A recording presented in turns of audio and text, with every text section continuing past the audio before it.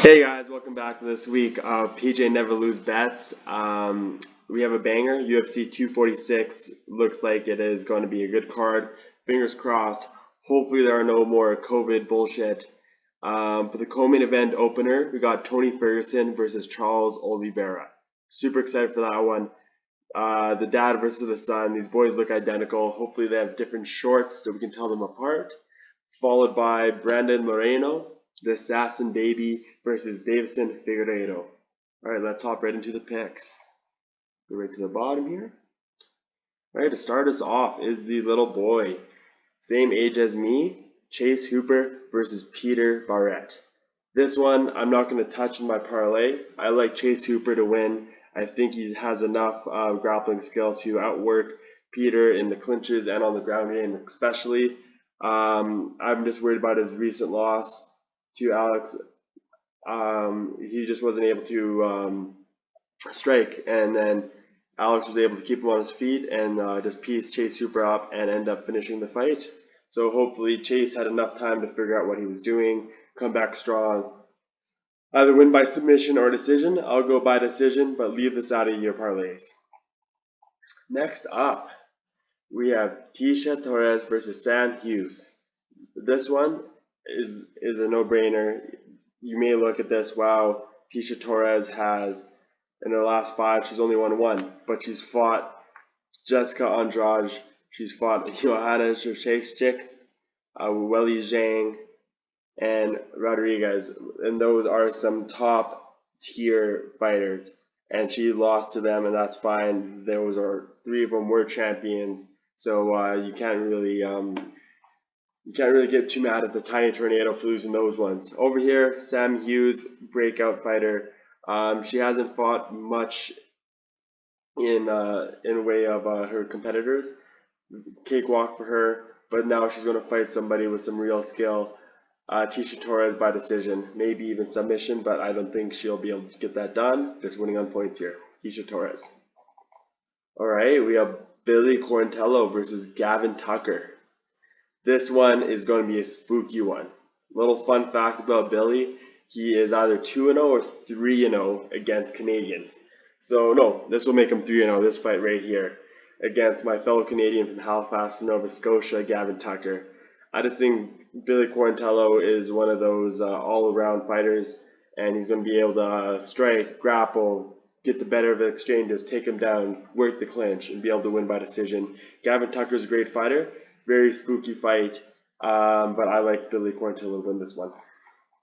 Next up, Moicano versus Rafael Fiziev. This one is another scary one. Both are proven fighters. Both have a great record in the lightweight division. They're in any other division, I feel like they'd be at least in the top 15. But everyone knows the lightweight division in the UFC is the deepest division, and I just feel like Renato is going to be able to push for the W here, get a submission, get him on the ground, because Fiziev only has a striking in his background. He won't be able to stop the relentless ground and pound strikes and the takedown. I just feel like Moicano either by finish or decision, but I'm not going to take a specific bet on this one, just Moicano for the W, because he's a nice underdog here. Next up, we got Cub Swanson versus Daniel Pineda, the SoCal California boy. I feel like he's been in the UFC forever. I've been watching him. He's been having a rough stint lately. He is getting older. You can see those miles on him. Every punch, every injury is adding up. And he's fighting Daniel Pineda. I think this is going to be a banger of a fight. These guys like to throw. My fellow Houstonian guy, he's going to be throwing some punches with Cub Swanson. It's going to be war. There's going to be blood. If there's an option with your bookie for blood to be drawn, this would be the fight you would take. I like Daniel Pineda. I'm going to take him by decision.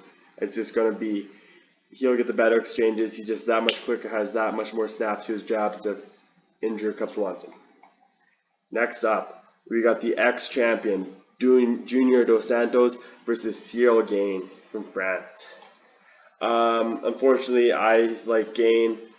he's going to end up knocking out Dos Santos, whether that's round 1 or 2. Who knows? I like him to be the knockout round 2. Just because he's more patient, he doesn't go out there full swinging. He doesn't want to get hit with a counter punch, so he's going to be very calm, very collected, and focus on his punches and go in there for a nice little KO of the ex-champ. Unfortunately, he's probably going to get dropped by the UFC. He's just getting to that age. He just doesn't have it anymore. So it's very unfortunate to lose a legend like Dos Santos, but it's his time's come, and Cyril Gane is going to break into the top 15 of the heavyweight division here. All right, next up, you got the Kevin Holland, who is, in my opinion, fighting fight of the year against the main event against Figueiredo. But this is another scary fight. You got Jacare Souza, who seems like he can get a fight to save his life in this last little bit. Everything's getting canceled, nothing's working well for him. But I like him to win against Kevin Holland. Kevin Holland he's very wild, very lengthy. As you can even see from the reach, he's 81 inches on the other end. Souza is 72.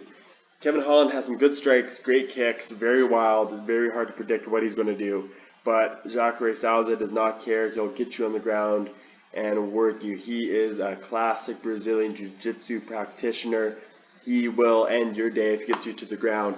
And I feel like Kevin Holland, even though he's won his last 4 this year, he's been on fire. This is his 5th fight of the year, which is absolutely crazy to me. I think he's going to end Kevin Holland's little stint here and win by sub in the 2nd round. I feel like Kevin Holland is getting there, but he's just not there yet. Even though Souza is getting there in age, doesn't matter in Jiu-Jitsu. It's all about brain and everything. So let's go Jacare Souza for the big W submission. Next up, we got Mackenzie Dern versus Viana Jandiroba. This is going to be, if you can bet under strikes, I would say there's going to be less than 20 punches thrown total in all 3 rounds. These girls do not like to throw punches. Oh, they do throw punches, but not as much as they would like to grapple. So these are 2 amazing grapplers. They both have some striking ability. I hope it doesn't turn into a Usman Covington type fight where both of the fighters wrestling cancels out and they will strike, because I do not believe that'll be entertaining for anybody. I think Jandiroba is going to get in there and get the better exchanges off the striking. And then when Mackenzie Dern shoots for a takedown, Jandiroba is a skilled enough jiu-jitsu practitioner to be able to stop those takedowns, get on top, and get those points for control. So I'm going to take Jandiroba by decision. Alright, here we are. We made it to the co-main event. Tony Ferguson, El Cucuy, the Boogeyman, versus Charles Oliveira do Bronx. Both these guys, they're essentially twins. They are wild. I love my boy Tony Ferguson. Was on his 12-fight win streak, but got stopped by Justin Gaethje in probably one of the wildest light heavyweight title fights ever. I don't know what to call a title fight because it was for the holder belt. But and then Charles Oliveira on a 7-fight win streak, just wrapping people up. His last fight, a nice little sub against Kevin Lee, and this is going to be a great fight. Tony Ferguson loves to be on his back on the ground. He can throw mean elbows. He's not scared to be on the ground with Oliveira like most people are. I feel like Tony Ferguson doesn't want it to go on the ground though, because he knows he's a better striker and he's going to work him. Those sharp elbows, cut him up. I don't think he'll be able to get Oliveira out of there within the time. So I'm going to like Fergie by decision. And hopefully he'll be able to fight Khabib soon, because 4 times canceled to fight Khabib is kind of ridiculous, and losing to Gaethje must hurt someone's ego, especially at his age. He needs to get back in there and get a title shot right away. Alrighty, here we are at the main event. Davison Figueiredo versus Brandon Moreno. These guys fought, 2 weeks ago? Both 1st round stoppages. Brandon Moreno, they ripped Brandon Royval's arm right out of its socket and then beat him with it. And then Thank goodness the ref stopped that because Royval looked like he was about to die there. I took Royval because he did submit Caracare France in a very impressive way, but Moreno very impressed me. He was very sharp, very smart with the takedowns. He's a very strong man. He was just ripping Royval around like no one's business. But on the other hand, Davison Figueiredo, holy smokes, that Alex Perez submission was just ridiculous. Perez thought he'd be able to shoot for that one leg, for a single leg takedown. Figueiredo says nope, goes in for the guillotine, and that guy has a squeeze and a half. He may look small, 125 pounds, but he can squeeze. I would not want to be in that vice grip. Well, anyways, I like Figueiredo. I think that he will not win by submission this time because Moreno is a good wrestler as well. And then Figueiredo is going to come back with those huge punches as he knocked out Benavidez in his first fight against Benavidez with that massive punch. I like Figueiredo for the win, knockout. So let's go, big money this Saturday. So and also in most of your parlays, throw in Anthony Joshua to win, boxer. He's going to win as well. Well, thank you very much for tuning in, and let's make some money.